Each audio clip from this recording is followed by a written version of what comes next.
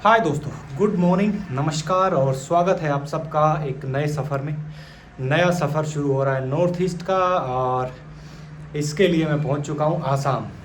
यहाँ एक छोटा सा टाउन है ग्वालपाड़ा और नॉर्थ ईस्ट का जो ट्रिप है उसकी शुरुआत कर रहे हैं आसाम के सबसे साफ़ सुथरे यानी cleanest village of Assam, Goalpara. यहाँ कल पहुँचा मैं ठीक सनसेट के टाइम। बहुत खूबसूरत नज़ारा था। ब्रह्मपुत्र नदी के किनारे पर ये बसा हुआ है और यहाँ से वो गांव है 16 किलोमीटर। बहुत ही छोटा सा टाउन है ये, कोई ज़्यादा भीड़ भाड़ वाला इलाका नहीं है।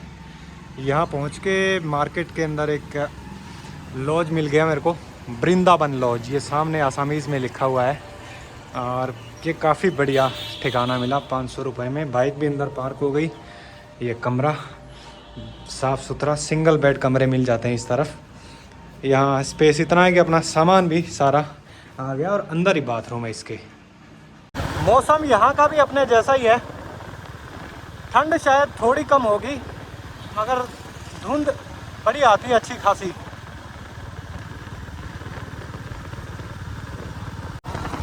रात में ओस ऐसे पड़ती है, सुबह सड़क गीली होती है, ऐसा लगता है जैसे हल्की बारिश हुई हो। एक तो ब्रह्मपुत्र पास में है, फिर फॉरेस्ट एरिया काफ़ी अच्छा है, उसकी वजह से नमी रहती है। तो गांव से पहले मेरे को किसी ने बताया था एक बढ़िया टूरिस्ट स्पॉट है, उपरद बील नाम है उसका। कितना साफ़ सुथरा हरा भरा इलाका है, देहात का एरिया है, फिर भी कहीं कोई कूड़ा कचरा प्लास्टिक ये सब देखने को नहीं मिल रहा। रोड के आप दोनों तरफ देखो। ये है उरपद बील। बील का मतलब मैंने पूछा था, यहाँ आसामीज़ वर्ड है जिसका मतलब होता है एक नेचुरल वेटलैंड या फ्रेश वाटर लेक। तो ये वेटलैंड जैसा एरिया है। इसमें इन्होंने ये बढ़िया बांस से छोटे छोटे केबिन्स बना रखे हैं। यहाँ से एंट्री होती है। इस पर आने की 10 रुपये एंट्री फ़ीस है हर एक की। तो लोग आते हैं घूमने, आसपास के लोकल्स, और इनमें बैठते हैं, फ़ोटो वोटो खिंचवाते हैं। और फिर इस तरफ ये बोट भी लगे हैं, बोट अंदर लेके जाती है। अंदर ना एक यहाँ फूल उग रखे हैं इसके अंदर, बहुत ही सुंदर नज़ारा है। तो बोट में भी चलेंगे, पहले यहाँ वाला सीन देख लेते हैं। छोटे छोटे ये बैठने के लिए भी है बने हुए। कितना साफ़ सुथरा इन्होंने मेंटेन करके रखा हुआ पूरा। ये काफ़ी बड़ा फैला हुआ है, वेटलैंड का एरिया है। यहाँ पे 4-5 कश्तियाँ हैं। ये भाई नाम क्या है सर आपका? राकेश मरा। राकेश मेरा। ठीक, कौन सा बोट में जाना है? इधर में। ओके, ये छोटी छोटी लकड़ी की बोट्स हैं। एक बंदे का 100 रुपये का चार्ज लगता है इसमें।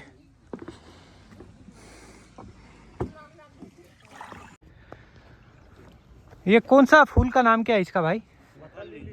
Water lily. वाह, बहुत ही ज़बरदस्त जगह यार ये तो। ग्वालपाड़ा भी आसाम का एक अंडररेटेड इलाका है। टूरिज़्म इस तरफ है नहीं, पर जगह बहुत है घूमने के लिए। ये देखो, बाहर से खड़े होके देखने में लग रहा था कि पानी गुंदला गुंदला होगा, मगर पानी साफ़ है। इस वेटलैंड के अंदर 30 तरीके के बर्ड्स की अलग अलग प्रजातियां हैं। बाहर बोर्ड लगा था एंट्री पॉइंट पे, वहाँ मैंने देखा था। और इतनी बढ़िया नेचुरल लोकेशन है तो पंछियों का होना तो लाजमी है। और पानी के अंदर भी काफ़ी सारे जो जीव जंतु होते हैं जो पानी के अंदर, मछलियाँ या और तरीके के, वो भी खूब है। और इन्होंने इतना बढ़िया साफ़ सुथरा इसको मेंटेन करके रखा है। पूरा एरिया ये है, नो प्लास्टिक जोन है। यहाँ पर किसी तरीके का शोर शराबा और ड्रिंकिंग जो है वो स्ट्रिक्टली बैंड है। अदरवाइज़ बहुत जगह पे हम देखते हैं कि इस तरीके की अच्छी सी नेचुरल स्पॉट दिख जाए, पिकनिक टाइप की, लोग आते हैं फिर वहाँ पर बियर की बोतलें और प्लास्टिक का कचरा सारा बर्बाद करके रख देते हैं। मगर ये इन्होंने सख्त रूल बना रखे हैं, जिसकी वजह से यहाँ की जो क्लीनलीनेस है, यहाँ की जो नेचुरल ब्यूटी है वो बरकरार है। और बोटिंग का भी देखो कोई ज़्यादा वो नहीं है, चार्ज 100 रुपये एक बंदे का। मेरे ख्याल में पूरे इंडिया में बहुत जगह पे मैंने देखा ये सबसे कम मिलेगा आपको।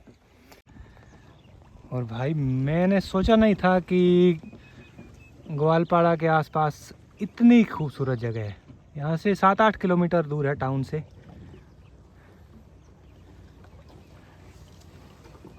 तो आसाम के अंदर भी बहुत सी ऐसी अनएक्सप्लोर्ड लोकेशंस हैं।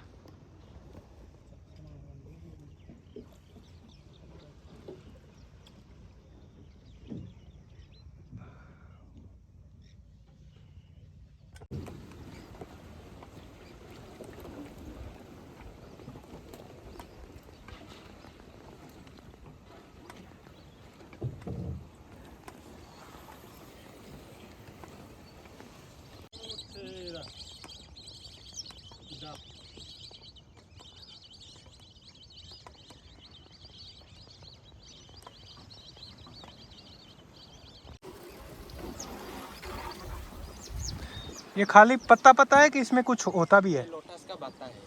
अच्छा, लोटस का पत्ता है। ठीक ठीक। वो कब उगता है? अप्रैल मई में। अच्छा, तो अगर आप अप्रैल के महीने में आते हैं, अप्रैल मई में, तो उस टाइम आपको इसके अलावा लोटस के फ्लावर्स भी देखने को मिलेंगे। तो अप्रैल मई में दोनों फ्लावर मिलेंगे? फिर तो बहुत ज़्यादा रंग बिरंगा होगा ना। और पूरी इसमें देख लो, अभी वहाँ पर 5 बोट खड़ी थी और इसमें हम अकेले ही हैं और कोई वो नहीं है। बोट में घूम फिर के वापस आते टाइम यहाँ एक छोटा आइलैंड है इसी के अंदर बना हुआ। तो ये रेस्टिंग स्पॉट है, यहाँ बोट खड़ी करके थोड़ी देर आप विश्राम कर सकते हैं, इधर भी निहार सकते हैं पूरे एरिया को, फोटोग्राफी कर सकते हैं। यहाँ इन्होंने और कुछ प्लांट्स लगाए हुए हैं। एक चीज़ का मैं फ़ैन हूँ यहाँ इन लोगों की कि इन्होंने साफ़ सफाई, क्लीनलीनेस पर इतना फोकस किया है कि एक कतरा तक आपको नहीं मिलेगा। और बांस से ये देखो कितने सुंदर सुंदर इन्होंने ये बना रखे हैं ब्रिजेस। एकदम परफेक्ट रिलैक्सिंग स्पॉट है। अगर आपको पंछियों की चहचहाट, इनकी आवाज़ सुननी है, नेचर के बीच में एक बढ़िया जगह घूमने के लिए आना हो, तो ये जगह ज़रूर आना। बहुत दूर तक, जहाँ तक नज़र जा रही है, ये पानी और इसके बीच में छोटे छोटे ये आइलैंड जैसे बने हुए दिखाई देते हैं। है ना कमाल जगह।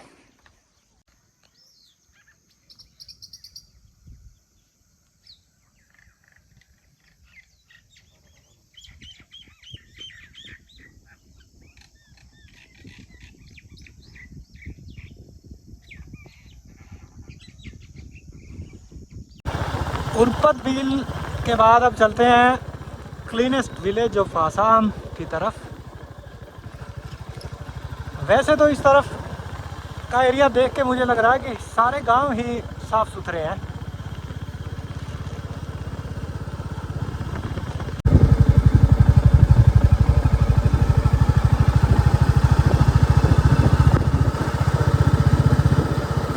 वेलकम टू रंगसापारा, असम का सबसे साफ़ सुथरा गांव। और गांव में एंटर होने से थोड़ा पहले ही मेरे को अंदाज़ा हो गया था कि हम पहुंच गए हैं, क्योंकि चारों तरफ इतनी साफ़ सफाई, इतनी क्लीनलीनेस देहात के इलाकों में मैंने कहीं पर भी नहीं देखी है।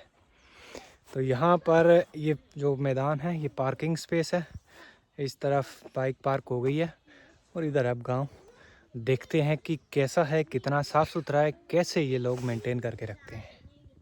देखो कितना साफ़ सुथरा खुला मैदान है बच्चों के खेलने के लिए। बीच में वॉलीबॉल का नेट लगा है और उधर एक लेडी, कचरा कुछ नहीं है बल्कि पेड़ों के ऊपर के सूखे पत्ते हैं, वो भी उनको झाड़ू लगा के इकट्ठा करके एक जगह ले जाके रखते हैं। ये वाटर वर्क्स है पेड़ों के नीचे। ये बेर की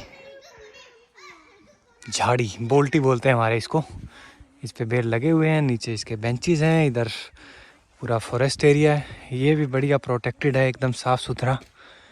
और वहाँ एक चाय की दुकान है। पार्किंग में चार्ज लगता है बाइक का 10 रुपये, ऑटो रिक्शा कार का 30 रुपये लेते हैं ये। Cleanest village of Assam, Rangsapara. गांव सारा इस तरफ रह जाता है और स्टार्टिंग में ये खुला मैदान वाला एरिया है और बाकी जंगल बहुत है। देखो यार, एकदम ड्रीम प्लेस। हर जगह प्रॉपर इन्होंने साइन बोर्ड्स लगा रखे हैं। रोड साइड में कोई पार्किंग नहीं होगी, करते भी नहीं है लोग। और इस तरीके के छोटे छोटे डस्टबिन बना रखे हैं, तो जो भी ये लोग आते हैं थोड़े बहुत कोई घूमने या गांव वाले भी इनका यूज़ करते हैं। देखो, एक छोटी सी एक अवेयरनेस है जिसके ऊपर इन्होंने सारा का सारा ये मेंटेन किया हुआ है। गांव देखेंगे इस तरफ, वो सर ने बताया एक बेम्बू पार्क है, वो देख के आओ। बोला बेम्बू पार्क क्या है यार, जंगल देखो। इस तरफ ये घर है किसी का, तो हर घरों की जो एरिया होता है उनका, चाहे घर के आगे थोड़ा बगीचा या घास का, एक घास क्या वो सॉरी खेत या पशुओं का, उसके फेंसिंग ये ऐसे करते हैं बेम्बू। उससे बेम्बू का मतलब बांस, अगर किसी को नहीं पता, वैसे तो मोस्टली होगा। ये पेड़ होते हैं, पेड़ क्या लंबे लंबे सीधे खड़े होते हैं तने। बांस बहुत होता है इस तरफ, तो उसका यूज़ भी करते हैं। ये बांस का जंगल है पूरा का पूरा एक तो इस तरफ। बांस एक तरीके से नॉर्थ ईस्ट में रूरल एरियाज़ में लोगों की लाइफ लाइन के तौर पे काम करता है। आप घरों में जाओगे, कितने ही छोटे मोटे बर्तन हैं, टोकरी वगैरह हो गए, खेतों के लिए उसमें यूज़ होता है। घर बनाते हैं ये बांस के। वाओ,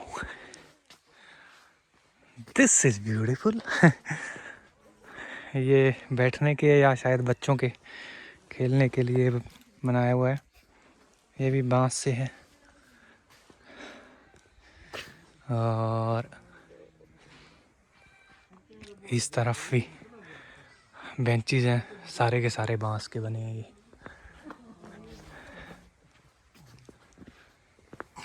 कितना सिंपल सादे तरीके से बनाया है पूरा, और कितना खूबसूरत लग रहा है। एक बेसिक चीज़ है ना, अगर कोई एरिया साफ़ सुथरा हो तो वहाँ की वाइब भी अलग होती है।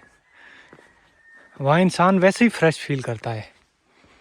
किसी का मूड ख़राब भी हो तो एकदम अच्छा हो जाता है, जैसे ये जगह है।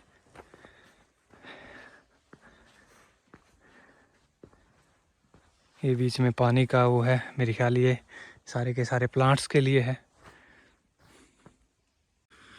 ये गड्ढा यहाँ बना रखा है, पशुओं का जो गोबर होता है वो ला के इसमें डालते हैं, इससे फिर खाद बना के वो खेतों में डालते हैं। और ये चैम्बर एक, ये शायद सूअरों के लिए होगा, सूअर पालते हैं इस तरफ लोग काफ़ी। और इस तरफ एक छोटी नर्सरी है। इतनी साफ़ सफाई, इतनी नेचुरल एम्बियंस है यहाँ की। ये पूरा गांव हमारे लिए एक एग्ज़ाम्पल है, सब के लिए। सर देखो, पत्ते भी झड़ रहे हैं सूखे, उनको भी साफ़ करके एक जगह इकट्ठा करके रखना, ये भी खाद में काम आ जाते हैं। और यहाँ वो वाला काम नहीं है कि लेडीज़ है तो वो ही सफाई करेंगी, झाड़ू वाड़ू लगाएंगी, या फिर किसी का पर्टिकुलर वो है। इस मामले में कोई कोताही नहीं बरतते, ये सब लोग कंट्रीब्यूट करते हैं, तब जाके ये इस तरीके से इतना साफ सफाई जो है मेंटेन रहती है। बेम्बू पार्क से गांव की तरफ चलते हैं। ये रोड के दोनों तरफ जो देख रहे हैं आप, वाइट वाइट छोटे छोटे, इनमें आई थिंक वो लाइट लगी है, तार है, और ये रात में जलते भी हैं। कितना शानदार नज़ारा होगा ना जब रात में ये सब अलग अलग कलर्स की लाइट्स जलती हैं। Cigarette, bidi, paan, gutkha, liquor, wastage, indiscipline are not allowed. Very good.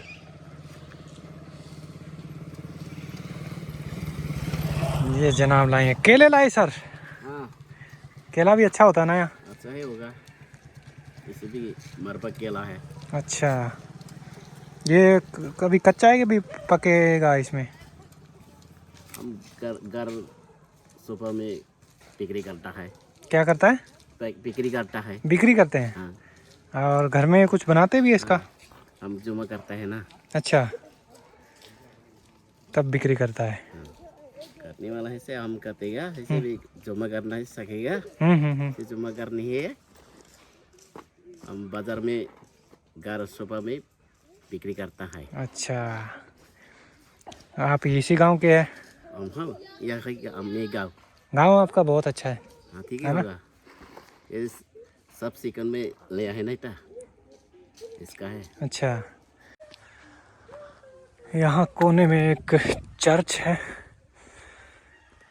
यहाँ एक्चुअल में जितने भी लोग हैं इस गांव में, पूरी पॉपुलेशन जो है वो गारो ट्राइब से बिलोंग करती है और क्रिश्चियनिटी भी फॉलो करते हैं।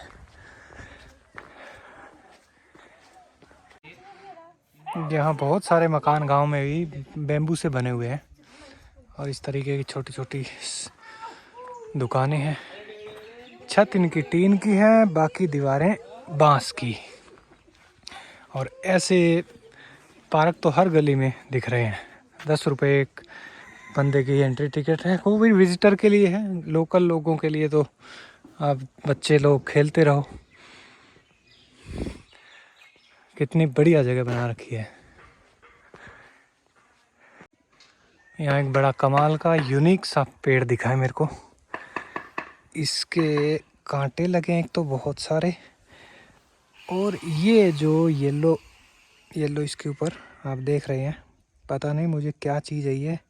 अगर कोई आसाम से है इस तरफ या जिसने पहले देखा हुआ हो तो इसके बारे में ज़रूर बताना क्या है ये। यहाँ एक दो लोगों से मैंने थोड़ा बातचीत करने की कोशिश की, पर मोस्टली यहाँ पर आसामीज़ या फिर गारो का एक डायलेक्ट है, वही बोलते हैं। तो हिंदी में कम्युनिकेट उनसे हो नहीं पाया। देखते हैं कोई अगर मिल जाए जो ठीक ठाक समझते हों, बोलते हों, इससे कुछ बातचीत हो तो यहाँ के बारे में थोड़ा सा जानकारी बेटर तरीके से मिल जाएगी। ये पेड़ जो हैं सारे के सारे रबड़ के पेड़ हैं और पार्किंग के पास भी मैंने देखे थे, और हर पेड़ के वहाँ ना ये एक ऐसा छोटा बाउल लटका रखा है। पहले मुझे लगा कि दूर से देखने में कि इनको ने कुछ लाइट लगा रखी है, रात में जलती होगी, पर ये असल में लिक्विड है। यहाँ से थोड़ा सा वो पील कर देते हैं इसकी ऊपर की स्किन, तो ये वाइट वाइट लिक्विड जो है धीरे धीरे टपकता रहता है, और फिर जब ये भर जाते हैं तो फिर सर ऐसे बाल्टी में इनको इकट्ठा करके लेके जाते हैं। ऐसा है ना? कितने दिन में निकालते हैं आप? 5 दिन। 5 दिन में? 5 दिन में ये है? मतलब काट दिया है इसको। अच्छा, 5 दिन में काटना पड़ता है। एक दिन में उठाता है, एक दिन और फिर रोज ये उठाना पड़ता है। ओके, तो कट लगा। सुबह काट का कल सुबह। अच्छा, ये कल सुबह काटेगा। तो एक बार काट लेने के बाद ये 5 दिन ये चलता रहता है? नहीं, तो एक दिन में एक बार। एक दिन में एक बार? अच्छा, और ये कितने, ये रोज भर जाता है? एक दिन में भर जाता है वो? नहीं, वो कितना दिन में भरता है? ये तो आधा। अच्छा, ओके। तो इसका कट ये लगाते हैं, जैसे पहले ऊपर लगाया और फिर रोज़ थोड़ा थोड़ा नीचे इसको सरकाते रहते होंगे, या फिर इसको बांध दिया एक जगह और धीरे धीरे ऐसे कट लगा लगा के यहाँ से यहाँ तक पहुँच गया। अब ये यहाँ तक आ जाएगा तब इसको शायद थोड़ा नीचे कर देगा ना। ओके, फिर इसको ले जाके प्रोसेस करेंगे और इसका रबड़ बनेगा। देखने में लग रहा है दूध या लस्सी हो जैसे।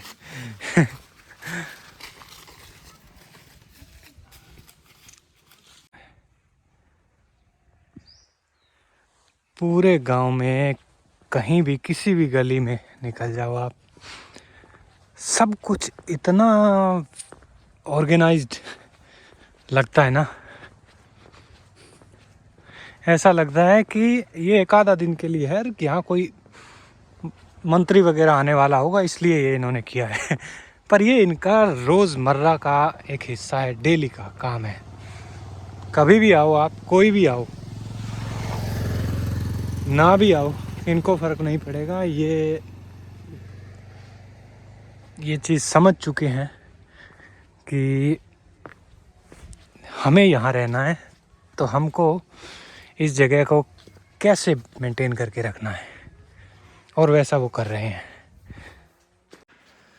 और ऐसा नहीं है कि ये हमेशा से ही इतना साफ़ सुथरा रहा है ये गाँव।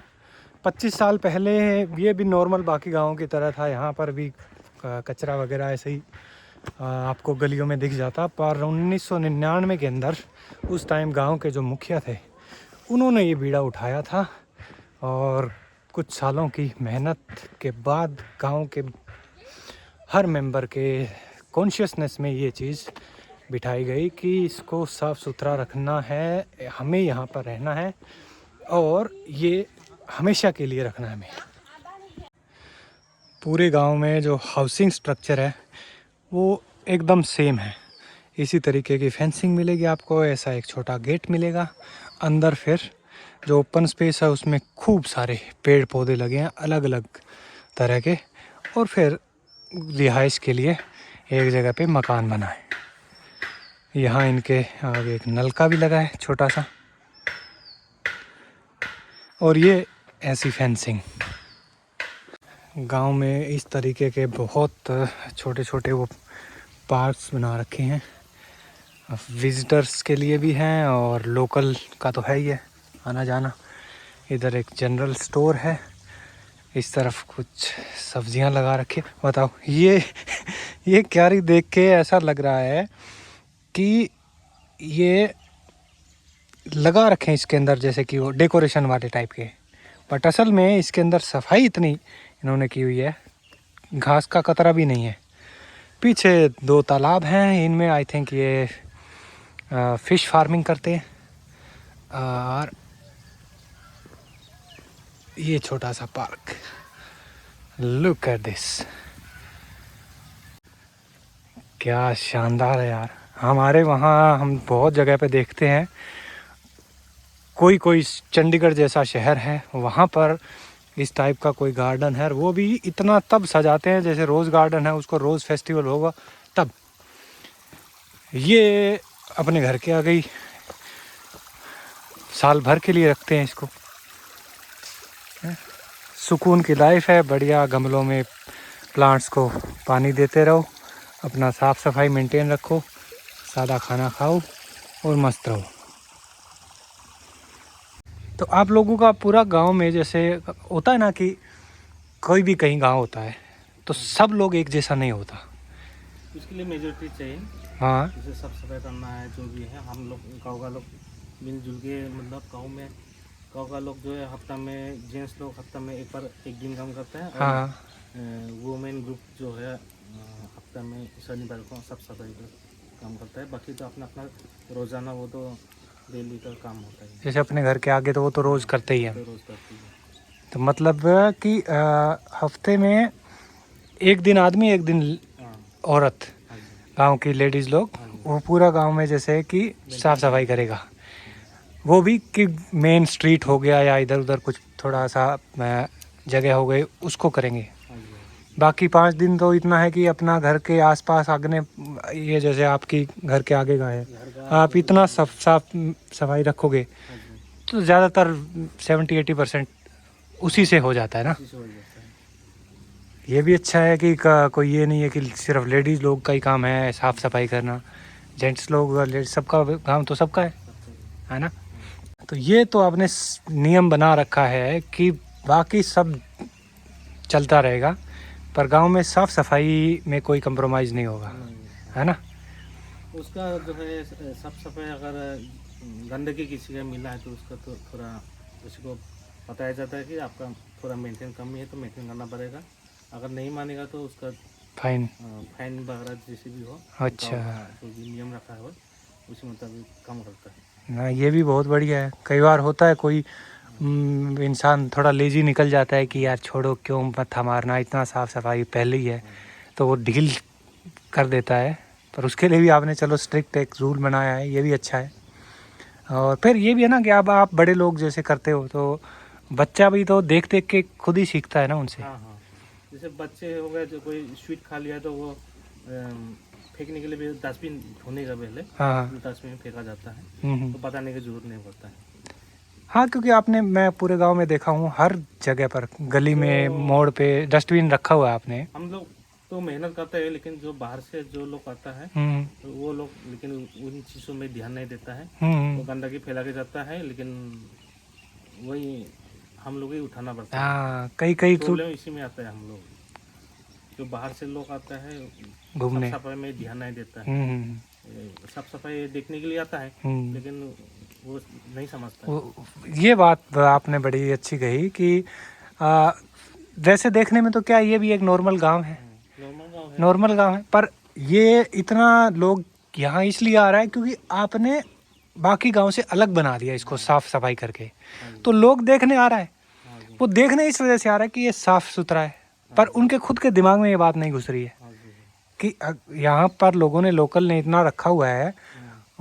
होता है बहुत कुछ टूरिस्ट हरामी ऐसा होता है कि जैसे उसको अगर कोई आसपास इधर उधर नहीं दिखेगा ना, तो अभी जैसे पानी का बोतल है, हाँ सर। पानी पिया और फिर इसको इधर उधर टपका देगा। तो ये कोई टूरिस्ट लोग बहुत ख़राब करते हैं। और बाकी गांव का जो अपना लोगों का जीवन यापन है वो कैसे अपना फार्मिंग पे चलता है। हाँ, खेती बाड़ी तो है, धान का खेती होता है। हाँ हाँ। और बाकी तो रबर प्लान है, सुपारी का प्लान है और थोड़ा बहुत काली मिर्च वगैरह है। काली मिर्च भी होता है। हाँ जी, ओके। बाकी तो उतना ही है। बाकी लोग जो है मजदूरी करते हैं, सर्विस करने वाले लोग कम ही है। पशुपालन भी है। कम ही है, जगह है ही नहीं अभी तो, पूरा बागीचा वगैरह हो गया ना, इसलिए जगह होता ही नहीं है, इसलिए कम है। नहीं, घर में अपने थोड़ा थोड़ा पशु तो रखता है हाँ, कोई। है। बाकी फिश फार्मिंग भी आप बोल रहे जैसे कि थोड़ा बहुत ऐसे घर में खाने के लिए तो, आपने मतलब लिए ज़्यादा कमर्शियल इतना नहीं है। घर के लिए। कमर्शियल तो अपना रबड़ हो गया, सुपारी हो गया। हाँ, धान भी रखते हैं कि बेचते भी है। रखते हैं, बेचता कम है। कम बेचता है। और यहाँ अपना आप जो लोकल लैंग्वेज कौन सा यूज़ करते हैं। हम गारो लैंग्वेज यूज करते गारो। हैं, गारो ट्राइब। गारो ट्राइब। अच्छा हाँ, अपना जो मेघालय बॉर्डर नज़दीक हो गया ना, तो ये पूरा एरिया भी आपका चारों तरफ गारो हिल्स से थोड़ा घिरा हुआ है। हाँ सर, वो है ना। कौन सा, अच्छा उस पे लगा हुआ है। तो ये सुपारी के पेड़ हैं और यहाँ ये देखो सुपारी के कच्चे कच्चे वो फ्रूट्स लगे हुए हैं। और सुपारी के इस पे ये जो बेल है, ये बेल है काली मिर्च की। अच्छा देखो, आपने एक पेड़ पर 2 फ्रूट ले लिया है ना। सुपारी का पेड़, इसके ऊपर ये देखो यहाँ पे ये बेल ऐसे लगाते हैं आप। बेल लगाना पड़ता है नीचे। अच्छा, तो इसका बेल किसी पेड़ के आसपास ही लगता है। हाँ, किसी में भी चढ़ जाएगा, वो ज़्यादा इजी रहेगा ना। हाँ, फिर वो पेड़ के सारे। लेकिन छाया होने से फल कम देता है। हाँ। थोड़ा धूप लगना पड़ता है तो फल देता है। ये ऊपर लगा। अरे वाह, देखो ये है कच्चा इसका जो ब्लैक पेपर बोलते हैं, और बेल में ऐसे लगे होते हैं। तो अभी थोड़े दिन में ये पकेगा और फिर ये पूरी की पूरी इसकी हार्वेस्टिंग करेंगे ये लोग।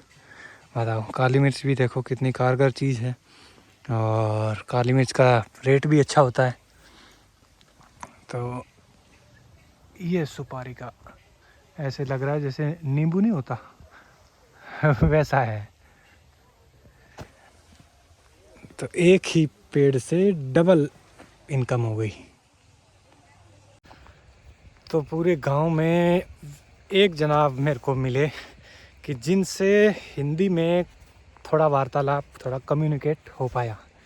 उनसे भी पहले मैंने बात की और बताया कि ऐसे ऐसे है, तो थोड़ा सा हम करेंगे, कोई वो इशू नहीं है। वो बोल रहे थे कि ज़्यादा नहीं कर पाऊँगा मैं, क्योंकि कैमरे के सामने बोलने की आदत नहीं है, थोड़ा बहुत। तो फिर मैंने उनको बताया कि हम जैसे नॉर्मली बातचीत कर रहे हैं वैसे ही बातचीत ही करेंगे। तो वो भी बोले कि मेरे से मतलब उतना खुल के मैं शायद ना ही कर पाऊँ। तो मैंने कहा ठीक है, कोई नहीं, चलो थोड़ा बहुत जितना भी हो सकता है वो की। और ये जो रबड़ वाले भाई साहब थे वो भी उनसे वो भी बहुत थोड़ी टूटी फूटी जैसे कोशिश कर रहे थे, बट ओवरऑल लोग काफ़ी अच्छे हैं यहाँ के। और इसी वजह से इतना अच्छा उन्होंने सारा का सारा गांव को मेंटेन कर रखा है। So that's it from the first episode of north east. और इतना खूबसूरत इलाका है भाई, बहुत मज़ा आने वाला है। मिलेंगे फिर अगले एपिसोड में। मोस्ट प्रोबेबली यहाँ से मेघालय बॉर्डर नज़दीक है, तो मेघालय में एंटर करेंगे।